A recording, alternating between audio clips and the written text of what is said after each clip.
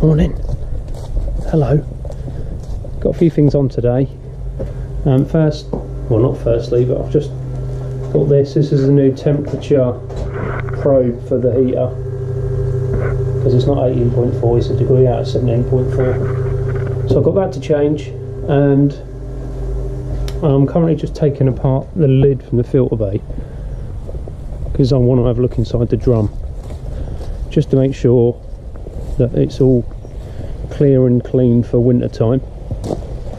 There's no build up of any junk in there, so I'll catch that now. I've got a wet and dry vac as well, which I use for work, which I'm just going to use to, I guarantee there'll be some junk in the bottom, to just hoover out any of the junk that's in the bottom of it. One thing, when I put the filter bay together, didn't think about getting in and out of it to do any work on anything, so it's a bit of a mission. Made a bit of room here to step over and then get in, and I'll prop that up with an off-cut bit of wood, nice and professional. It's the way we like to do things. So I'll get in there now, break my neck, and then we'll have a look inside the drum and see how clean or dirty it may be. Surprise. We'll get a surprise maybe. Hopefully not. Hopefully it'll be completely clear, but we'll see. Here we go. Oh, UV's on. Turn that off. Somewhere in here. UV off. Yeah, UV off.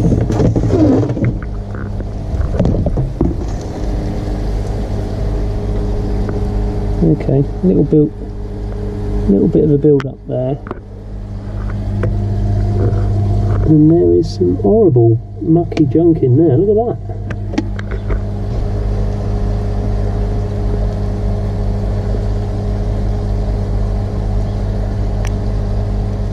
Well, that stinks. That's not good. That's obviously food that's been caught up and then just stuck to the side of the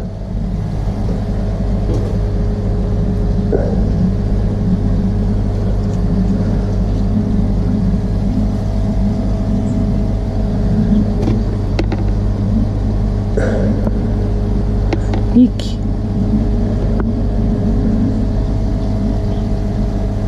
Well, there you go. So there's probably the reason I've had a few bacterial issues with fish. Right, let's turn the water off. How the hell did that get in there? Look, there's an O-ring there. God knows what that's off.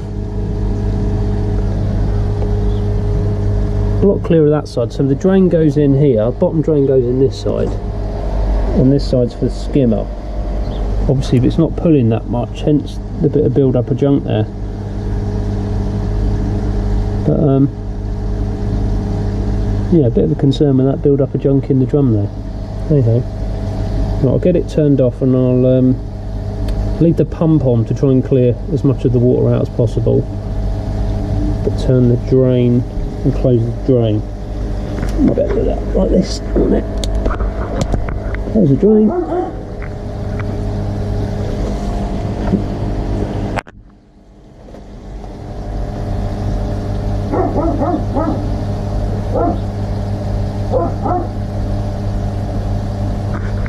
Obviously I like to make things as difficult as possible.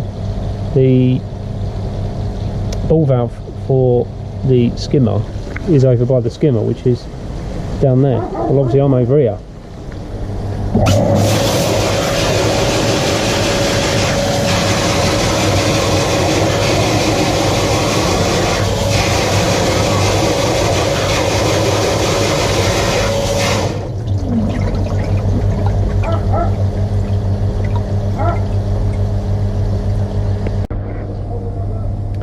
This is turning out to a bit of a bigger job than I first thought.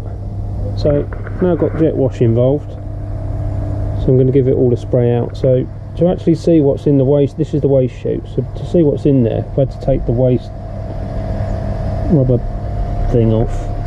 You can actually see in there now all them leaves and crap that's at the back there, so I want to get all of that out really. I don't want to leave it in there. And that big clump of muck which I pulled out, absolutely stank. So that's obviously going rotten and going off. So I'm going to clean the waste chute out. I'm going to hoover that little bit of muck there out. It's in the corner there. And just give it a bit of a whiz over with the jet wash. But yeah.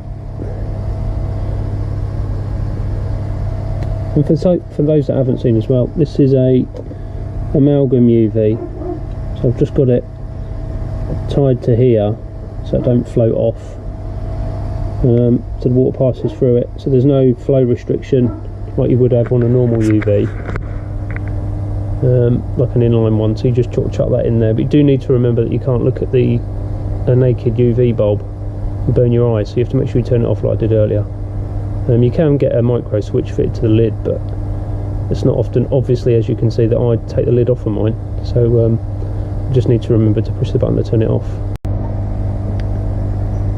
So as well as getting absolutely soaked and covered in muck, I'm actually jetting the mesh on the drum, and the amount of junk and muck that's coming off is pretty amazing. So I'm just turning it, I need to turn it round a bit.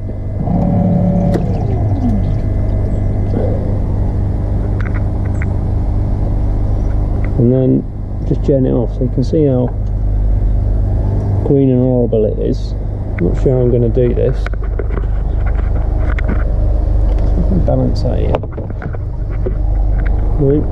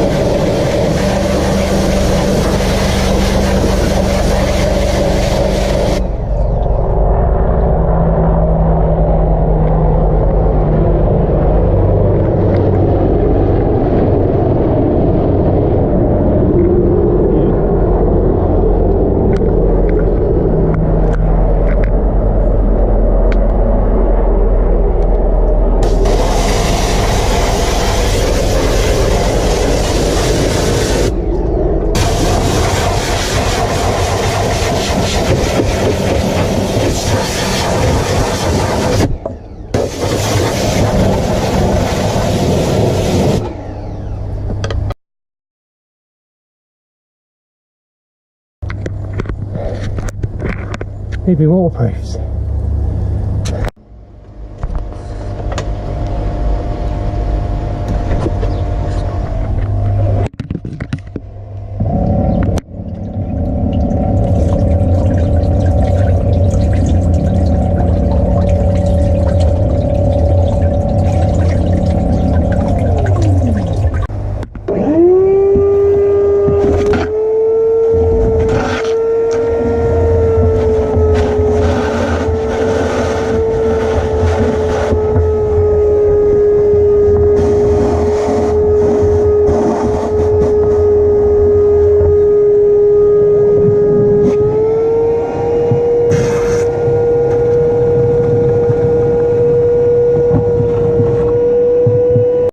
Back on. I'm expecting that to do a clean because there was still a bit of junk when I opened the valve that come through, obviously. So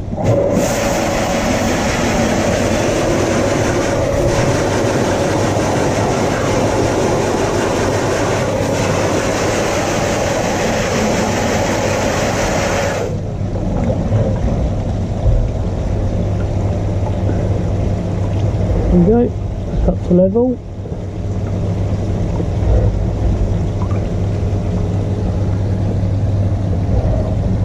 Nice and shiny. Probably, I bet there's still a little bit of muck in the bottom of there, but there we go. Wow. See, lesson learnt there. Just because you've got a drum, you still need to do a little bit of maintenance. That horrible, yucky pile of whatever that is, it stinks. It's obviously bad. So there we go, there's probably part of the reason I had a problem with a couple of fish maybe in the field. So yeah, still need to do a bit of maintenance on it, and definitely worth maybe a couple of times a year before winter, and then maybe before sort of late spring, early summer, giving it a bit of a jet out and a clean out. Worth sort of 20 minutes, half an hour of your time, I suppose. I'll definitely be doing it again.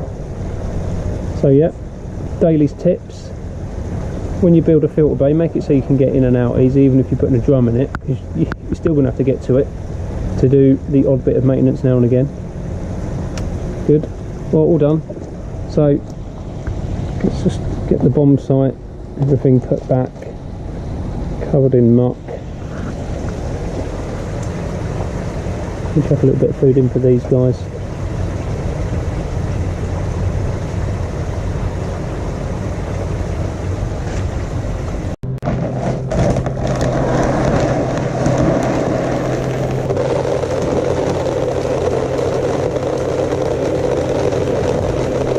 So this is what I'm going to be feeding over in the main pond for the next few months now,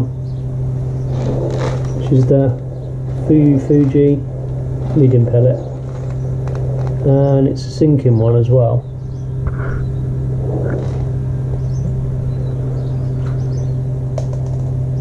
So yeah, since I've been feeding the last of the Kasuri over there, I've definitely noticed the fish are a bit more chilled out now at feeding time, especially as I've got way more fishing than I need to have.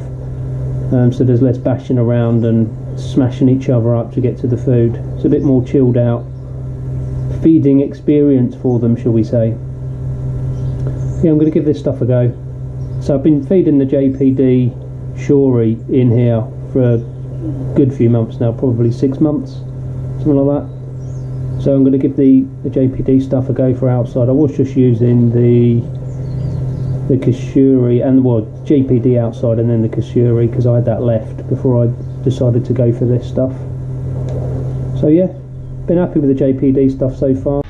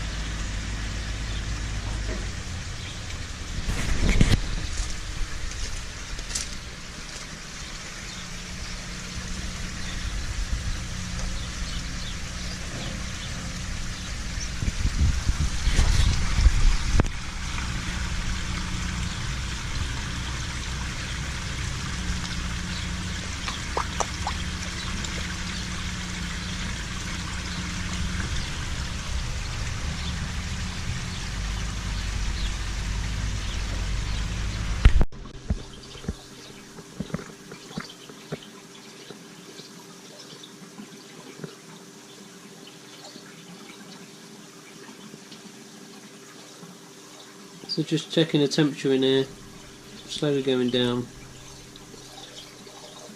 17.7.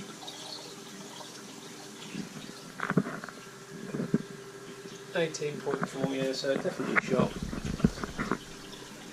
So I'm going to fit the new probe sensory thing, whatever it is. Hopefully be relatively easy to change. So I've got the new probe thing here. It's only 2 wires, so I'm just going to turn the electric off, take the front off, and hopefully it'll just be a simple unscrew the old sensor and put the new one in. So let's see how long this takes.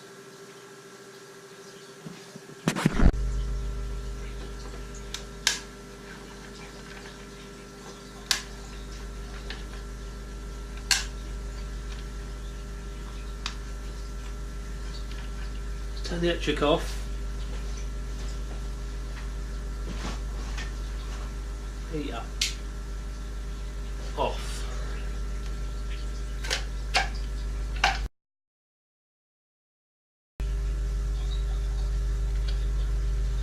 Of course it don't fit. The 2 screwdrivers that I bring out, too big. I'll be back. Let's try with this.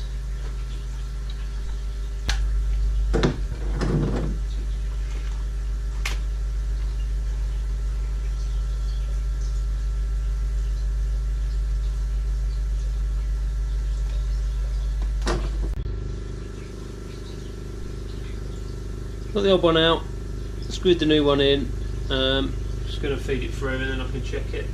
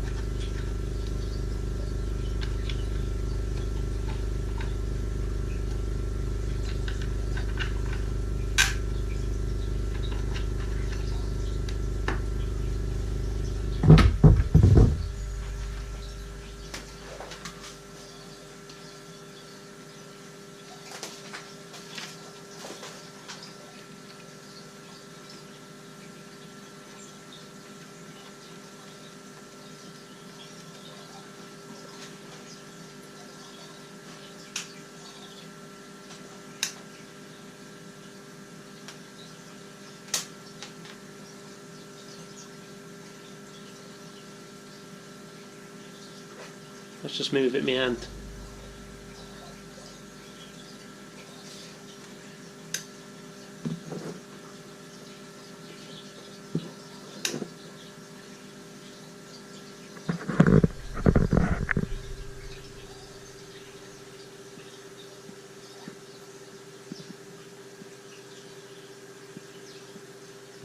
So that's going down a lot. So that sounds 17.3 there.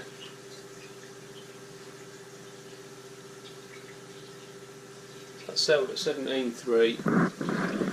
Which is 17.7, wasn't it? Doesn't seem to have stopped now, like 17.3. Any more advances on that? 17.3. Another job done. Well, apart from trying to get the wire out and unscrewing the thing, easy fix, a few quid. I didn't buy the original Proline sensor from the people that make the thing. I just bought I think I got it from Maplin or something. It was about 4 quid. It's a waterproof IP60 whatever it is, waterproof probe at the end, and it's slightly different at the end. It's got a metal bit on the end, but it's fully waterproof. Just looks a bit different to the other one, but it was like a third of the price or something silly, so cool. Job done. Move on to the next thing. Hello. Sorry, I'm in sweet. So just gone from work, come and check the fish, and well, that white mark there is a little shower. Looks like it's conked it. I did say, well, I've been saying for ages that there's definitely something wrong with it. Yeah, it is dead. Oh. Well, it obviously had something majorly wrong with it, but there we go. So yeah, get it out and dispose of it, I suppose. Well,